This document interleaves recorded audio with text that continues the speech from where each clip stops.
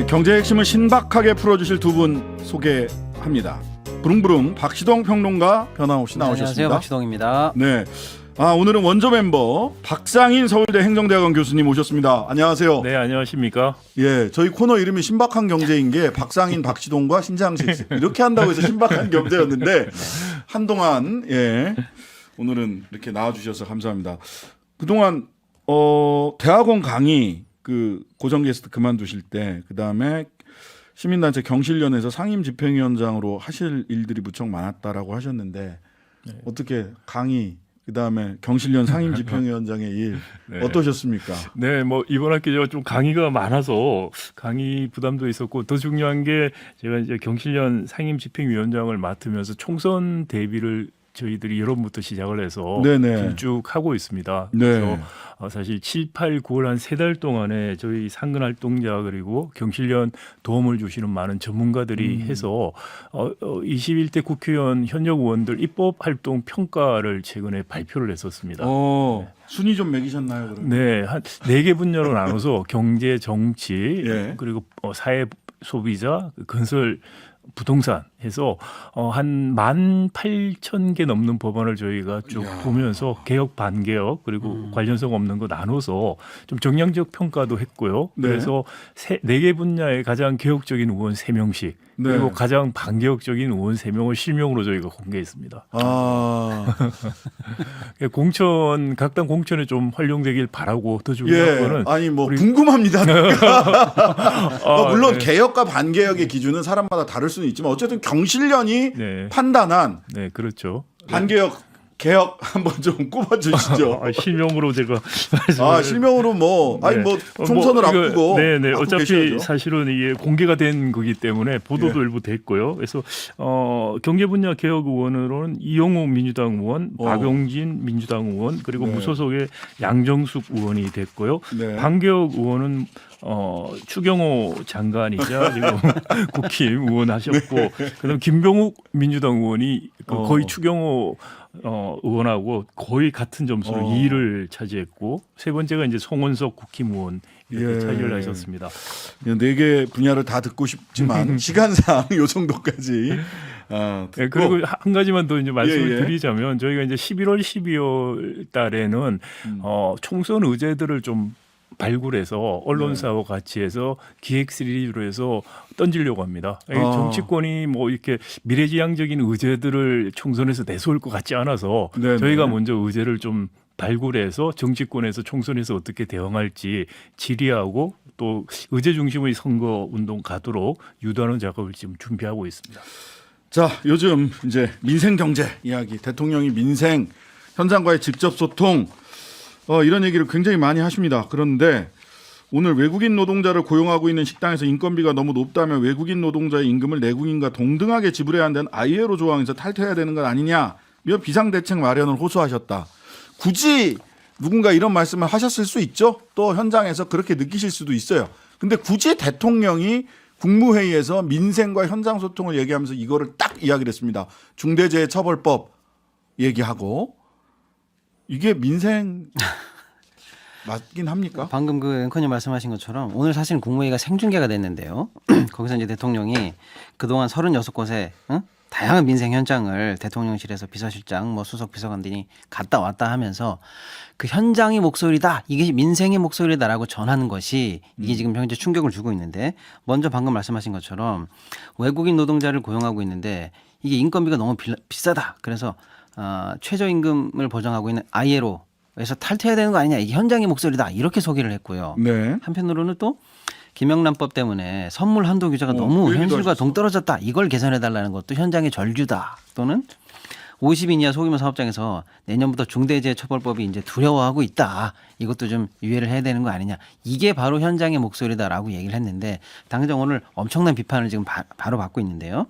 예를 들어서 그 국제노동기구 탈퇴 같은 것들은 사실은 이게 이 공모의 모두 발언이 국제적인 글로벌 스탠다드에 맞춰야 된다라고 연설을 시작했었어요. 우리의 법과 제도를 글로벌 스탠다드에 부합하도록 맞춰나가야 됩니다. 대한민국 영업사원으로 세일즈에게 투혼을 불살랐고 우리의 법과 제도를 글로벌 스탠다드에 정합시켜 나아가기 위해 노력해왔습니다. 본인이 이렇게 얘기를 시작을 해놨어요. 해놓고서 ILO 탈퇴를 해야 된다라는 게 ILO도 뭐 기구 탈퇴나 규약을 무효화시키겠다가 아니라 조항 탈퇴라는 난생 처음 보는 말씀을 하셨어요. 그래서 이게 일단 현행법에 맞지도 않고 국격을 떨어뜨리고 정말로 이게 세계적으로 어디다 내놓기 정말 부끄러운 얘기다라고 해서 비판을 받고 있고요.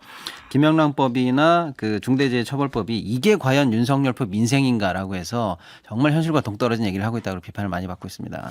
중대재해를 입는 사람들의 민생은 어디 간 겁니까? 중대재해처벌법에 처벌을 받는 기업주의 민생만 있는 것이고, 물론 기업주들도 억울하게 처벌받으면 안 되죠. 하지만 중대재해로 고통받는 노동자들의 민생은 어디가 있는 것인가? 네. 어떻게 들으셨어요? 오늘 국무회의 민생 관련 발언들 대통령의 박 교수님. 참담하다는 생각밖에 안 들고요. 이게 대통령에 대한 기대치가 사실 높진 않았는데 이렇게 검사 생활을 오래 하셨고 법치 뭐 이런 걸 그렇게 주장하시는 분이 이런 식의 이야기를 할 수 있다는 게 참 한편으로 충격스러우면서도 놀랍고 이해가 좀 안 갔습니다. 그리고 네.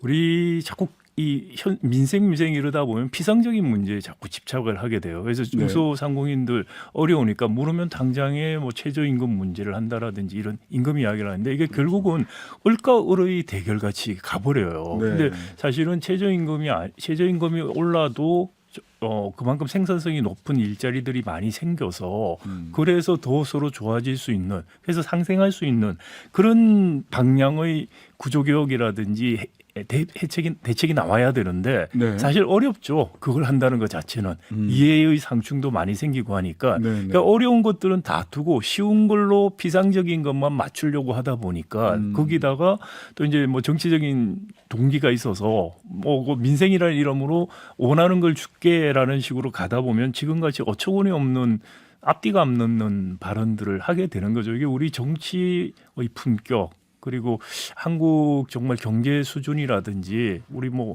K 칼처라고 해서 문화적인 수준들도 높게 평가되고 있는데 이런 정치의 품격이 이 정도라는 게 정말 창피하고요. 우리가 국민들이 이런 식으로 민생 운운하는 정치인들에 대해서 저희들이 따끔하게 정말 표로서 심판을 해야만 품격이 올라가는 정치가 가능하지 않을까 싶습니다. 네, 그 기준은 경실련에서 마련한 21대 국회 정치경제 입법평가 결과 요거를 참조를 하시면 되겠다라는 말씀을 아까 박상현 교수님이 하셨습니다. 예, 표로 판단을 할 때. 예. 그리고 또 네, 말씀하시죠, 박시동 국무회의 평론가님. 때 그 전 정부를 또 끌고 와서 비판하면서 그랬더라고요. 이번 정부에서는 고용률이 62.6%로 역대 어느 정부와 비교해도 높다라고 하면서 굉장한 자신감을 보이고 네, 마치 민생 경제가 어느 정도 성공하고 있는 것처럼 또 자료를 제시하셨는데 이것도 네. 시장에서 현재 비판을 많이 받고 있는 게 예, 맞습니다. 일자리가 개선되고 있다는 거와 전혀 상관없이 속으로는 굉장히 안 좋은 지표들이 많거든요. 예를 네. 들어서 지금 보면 민간 일자리만 따져봐도 제조업, 도소매업 관련해서 양질의 일자리가 줄고 있고요. 청년 취업자가 대폭 감소하고 있고요. 심지어 이제 좋은 일자리라고 있는 40시간 이상 이른바 풀타임 노동자 관련해서도 작년보다 9만 명 이상 줄고 있고요. 네. 4월 이후 계속 감소세고 특히 이제 우리 경제의 허리인 40대 제조업 일자리는 대폭적으로 감소하고 있고 도매업, 소매업, 건설 할 것 없이 감소하고 있고 청년층도 지난달보다 8만 9천 명 줄고 고용률도 0.1포인트 하락하고 있습니다. 결론은 단순히 고용 지표 자체는 좋은데 속으로 보면은 60대 이상 여성 지표 빼고는 실제적으로 양질의 자리 경제의 허리에 있는 그런 많은 고용률이 고용 관련한 현황에서 굉장히 안 좋은 상황인데 그런 부분을 쏙 빼놓고 마치 잘 되는 것처럼 또 자료를 왜곡했다라고 지금 비판을 받고 있습니다. 자, 국민연금 정부안이 나왔는데 그 선택해야 될 게 18개 시나리오가. 그러면서 이거 그 종합운영계획안에 숫자가 없는 소위 보험료율과 소득 대체율이라고 하는 얼마 내고 얼마 받을 수 있는데 요 숫자가 빠진 맹탕이다. 네.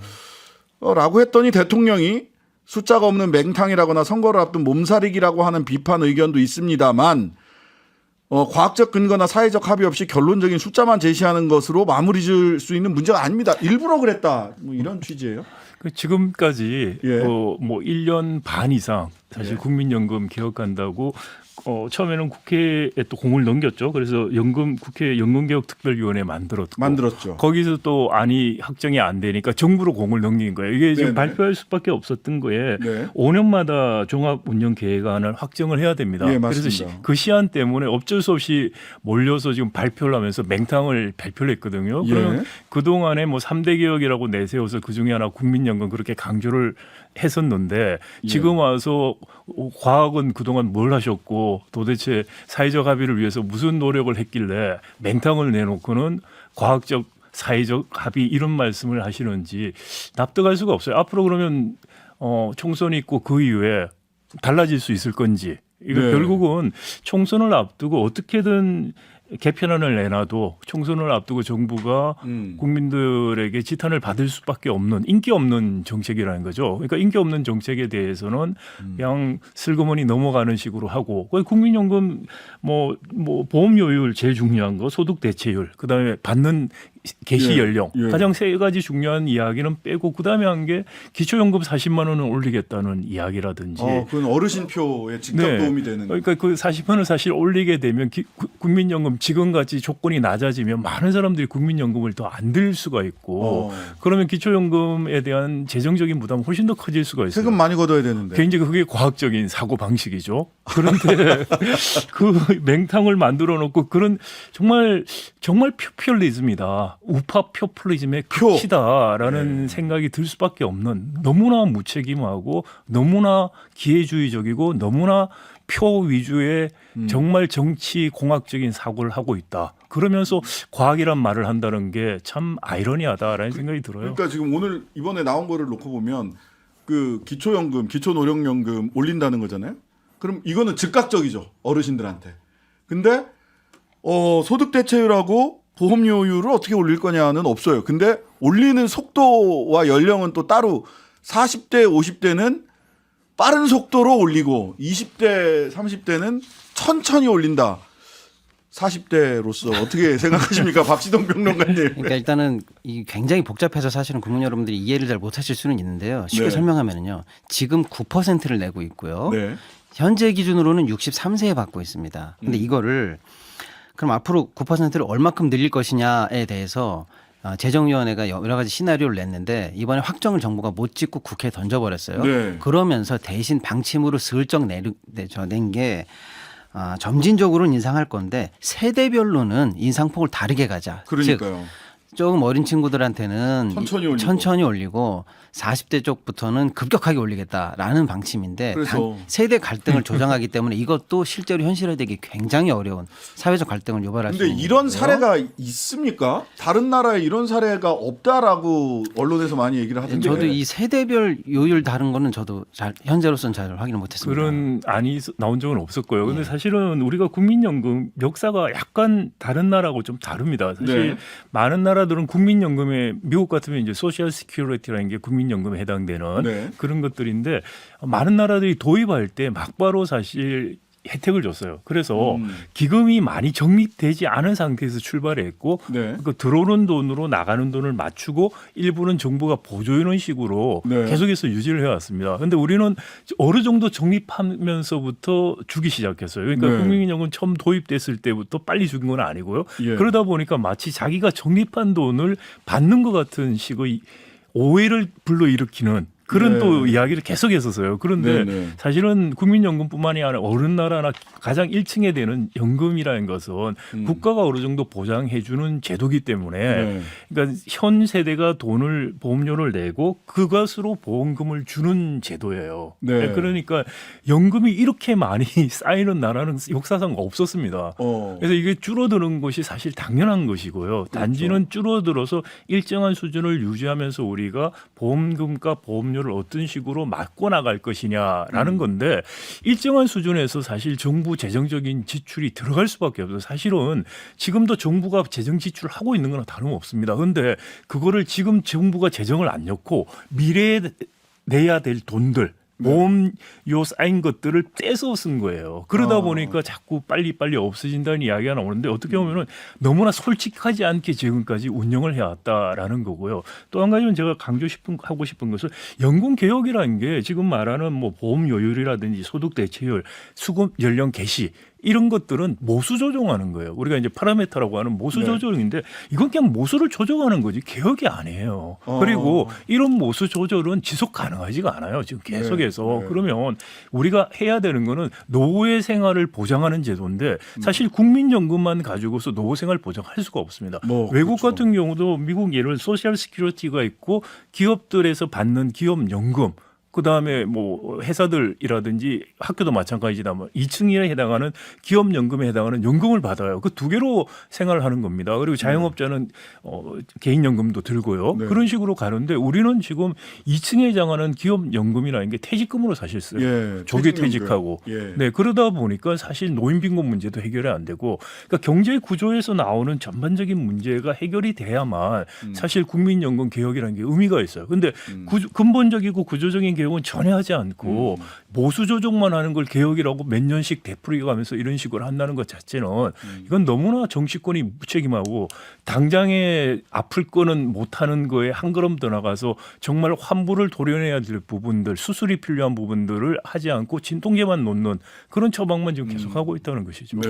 그리고 저는 네, 다른 박수동 언론에서 평론가님. 많이 나왔던 얘기는 좀 안 하고 좀 안 나왔던 얘기를 꼭 한번 네. 하고 싶은데요. 예를 들어서 뭐 소득 대체율을 높여라, 보험료를 높여라, 지급 개시 나이를 좀- 늦춰라 하는 건 많이 나왔습니다만은 정부가 얘기하고 있는 것 중에서 기금 이전에 쌓여 있잖아요. 이거 운용 수익을 0.5% 올리는 방안, 어떻게 1% 합니까? 올리는 방안 이게 있는데요. 제가 금융인 출신 아닙니까? 이게 네. 얼마나 황당한 얘기인지를 말씀드리고 싶은데요. 시간이 예. 없으니까요. 저도 그게 참. 자, 0.5든 1%는 올리는 게 방안이라고 존재한다면요. 네. 지금 하면 되잖아요. 그렇죠. 그럼 왜 1에 멈춥니까? 1.5까지 하지, 2까지 하지, 3까지 하죠. 예. 이건 방안이 아니고 그냥 당위적 목표에 불과합니다. 그거 하실 수 있을지도 몰라요. 자, 그다음에 현실적으로 그걸 한다는 건 어떤 거기 뜻이냐면요. 검사 출신 가셨잖아요. 기금운용 전문위원으로. 현재도 목표가 4.9인데요. 예를 들어서 이것도 5까지 높이려면요. 위험 자산이 80%까지 올라가야 되고요. 우리 국민연금 위험자산의 80을 넣어요? 예, 그다음에 실제로 여기서 1%까지 높이려면요. 위험 자산이 100%가 돼야 됩니다. 그러면 어떻게 되냐면요. 지금 우리가 갖고 있는 안정 자산 있잖아요. 네. 채권 이런 거 다 팔고 해외 주식, 신흥국 채권 이런 거 다 넣어야 돼요.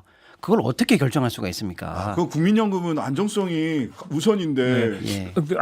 뭐 이제 규모가 크니까 다양한 포트폴리오를 통해서 할 수는 있는데 문제는 정말 수익력을 높이려면 국민연금을 정치적으로 이용하는 걸 안 해야 돼요. 그러면서 수익력을 높인다는 건 모순된 이야기죠. 그러니까 이건 네. 할 수 없는 숫자 노름에 불과한 얘기를 지금 국민들 앞에서 하고 있습니다. 위험자산 80% 지금 1% 올리려면. 그 이상 돼야 됩니다. 시간이 벌써 다 됐네요. 신박한 경제 박상인, 박시동 두 분과 함께했습니다. 감사합니다. 감사합니다. 감사합니다. 감사합니다. 하루 종일 기다려지는 진짜 시사. 평일 저녁 6시 5분 신장식의 뉴스 하이킥.